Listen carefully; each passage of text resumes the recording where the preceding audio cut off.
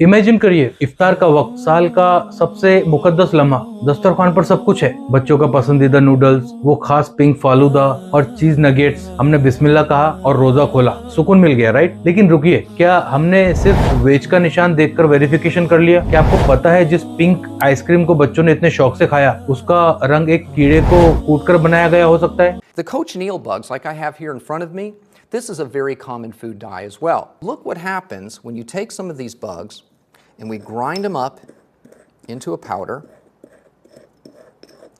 We'll put some on this lid here. Now watch this. We're going to add a few drops of water and watch what happens. In just seconds, it turns into a brilliant scarlet red dye.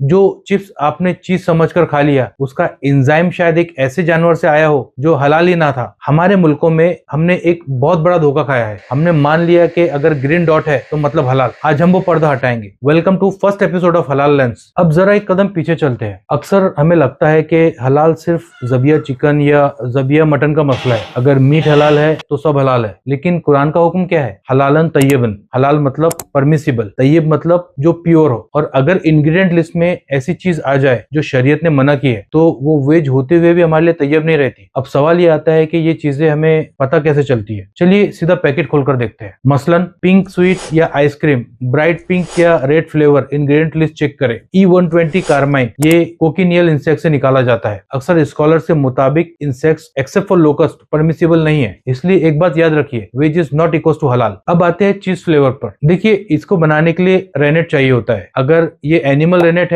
और source non ज़बिया है तो पूरा product doubtful हो सकता है। मसला ये है कि पैकेजिंग यूजुअली सोर्स डिस्क्लोज नहीं करती, इसलिए वेरिफिकेशन जरूरी है। अब आते हैं हम इंस्टेंट नूडल पर। इसमें जो मसाला शैचे होता है उसे देखिए। E635 चिकन फ्लेवर या मीट एक्सट्रैक्ट से बनता है। अगर हलाल सर्टिफिकेशन लोगो नहीं है तो ये चिकन फ्लेवर एक जेन्युइन सवाल है। ब्रांड देखिए ग्लोबल हो सकता है, लेकिन हलाल स्टेटस लोकल होना चाहिए। अब बेकरी आइटम्स की तरफ चलते हैं। Cakes, toffees, cream fillings, check करें कि इनमें जेलेटिन या E471 इमल्सिफायर है। जेलेटिन अक्सर पोर्क या नॉन ज़ेबिया काऊ से होता है, अनलेस क्लियरली स्टेटेड। और E471 प्लांट से भी आ सकता है, एनिमल सोर्स से भी आ सकता है। अगर सोर्स अनक्लियर है तो अजम्पशन सेफ नहीं। इसलिए एक बात क्लियर कर ले, ग्रीन डॉट सिर्फ वेजिटेरियन स्टेटस देता है। ग्रीन डॉट हलाल सर्टिफिकेशन नहीं होता। यहाँ एक और इम्पोर्टेंट बहस आती है, इस्तेहला। कुछ स्कॉलर्स कहते हैं कि अगर हराम चीज केमिकल प्रोसेस से पूरी तरह बदल जाए तो उसका हुक्म बदल सकता है। जैसे शराब से सिरका बन जाता है, जिसे हम विनेगर भी कहते हैं। लेकिन सवाल यह है, क्या जेलेटिन और इमल्सिफायर इतना ट्रांसफॉर्म हो जाते हैं? दुनिया के स्कॉलर्स इस बात पर डिवाइडेड है। तो फिर हम क्या करें? क्या हम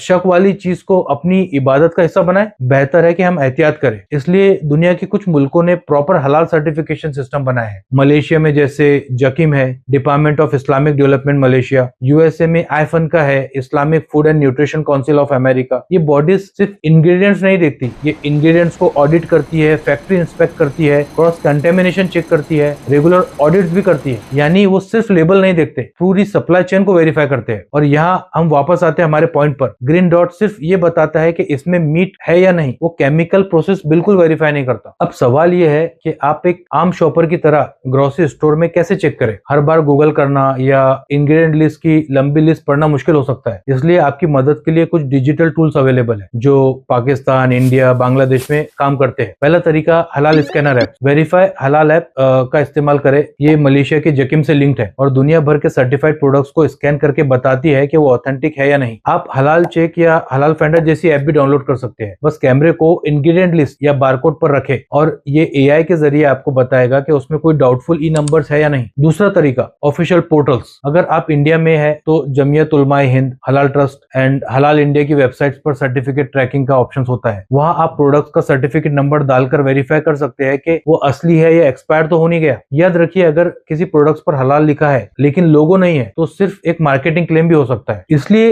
हलाल खाना सिर्फ पेट भरना नहीं है, ये इबादत है। हमारी दुआओं की कबूलियत हमारे लुक्मे से जुड़ी है दोस्तों। तो आज का चैलेंज सिंपल है, आप अपने किचन में जाइए, वहां से बिस्किट का पैकेट या चिप्स का पैकेट उठाइए, पीछे इंग्रेडिएंट लिस्ट पढ़िए। अगर वहां E120, E471, जेलेटिन या एनिमल एलिमेंट लिखा हुआ है तो गूगल करिए कि ये ब्रांड हलाल सर्टिफाइड है या नहीं। रिसर्च करिए, वेरीफाई करिए, अज्यूम बिल्कुल मत करिए। और ये सिर्फ शुरुआत है, अगला एपिसोड और भी ज्यादा इंपॉर्टेंट होगा। हलाल कॉस्मेटिक्स। क्या आपका शैम्पू, डाई, लिपस्टिक और लोशन हलाल है? जागने का वक्त आ गया है। कीप लुकिंग थ्रू दी हलाल लेंस।